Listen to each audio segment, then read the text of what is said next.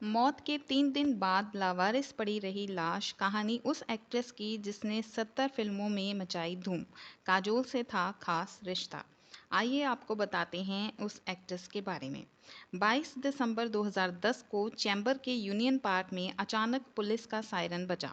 Police गाड़ियों से उतरी और एक बंगले का दरवाज़ा तोड़ने लगी। हल्ला सुनकर आसपास लोग मौजूद हो गए।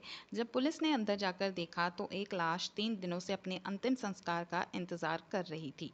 ये लाश किसी और की नहीं बल्कि बॉलीवुड की सुपरहिट हीरोइन रही नालिनी जयवंत की थी। नालिनी बॉलीवुड की एक ऐसी धाकड़ एक्ट्रेस जिसने अपने दौर में सिनेमा की सीमाओं को कई नई बुलंदियों पर पहुंचाया। इतना ही नहीं, अपनी धारदार फैशन और दिल छू जाने वाली एक्टिंग से दर्जनों सुपरहिट फिल्में भी दी। लेकिन अपनी मौत के समय समाज और रिश्तों से सरोकार तोड़ने वाली एक्ट्रेस नलिनी जयवंत ने अकेलापन चुना और बताया जाता है कि मौत के 3 दिन बाद इसकी खबर लोगों को मिल पाई। आज हम आपको बताएंगे बॉलीवुड की धाकड़ एक्ट्रेस रही नलिनी की जिंदगी की कहानी। बड़ी गहरी और झील सी आंखें, पैनी नाक और तिरछी मुस्कान को जिसने भी पर्दे पर देखा वो दीवाना हो गया। ब्लैक एंड वाइट पर्दे से भी जिनकी खूबसूरती उतरकर लोगों के दिलों में समा जाया करती थी, ऐसी थी नलिनी जयवंत। 18 फरवरी 1926 को मुंबई के एक साधारण परिवार में जन्मी नलिनी बचपन से ही बेहतरीन डांसर रही हैं। नलिनी को डांस का शौक था और यही उनकी ज़िंदगी में तुरूप का इक्का बन गया।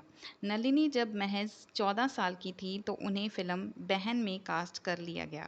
यहाँ से नलिनी का करियर शुरू हुआ और फिर देवानंद, भारत भूषण और दिलीप कुमार जैसे सुपरस्टार्स के साथ खूब जोड़ी जमी। इतना ही नहीं, 50 के दशक में नलिनी की शोहरत फलक चूमने लगी और सुपरस्टार बन गई।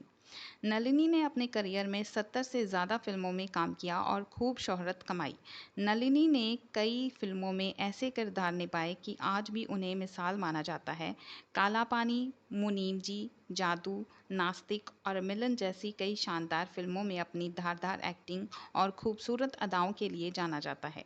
नलिनी ने बेहतरीन किरदारों से लोगों का दिल जीता और करीब 3 दशक तक बॉलीवुड सिनेमा पर राज किया। नलिनी का काजोल से भी खास रिश्ता रहा है। काजोल की ग्रैंडमदर शोभना समर्थ और नलिनी चचेरी बहनें हुआ करती थीं।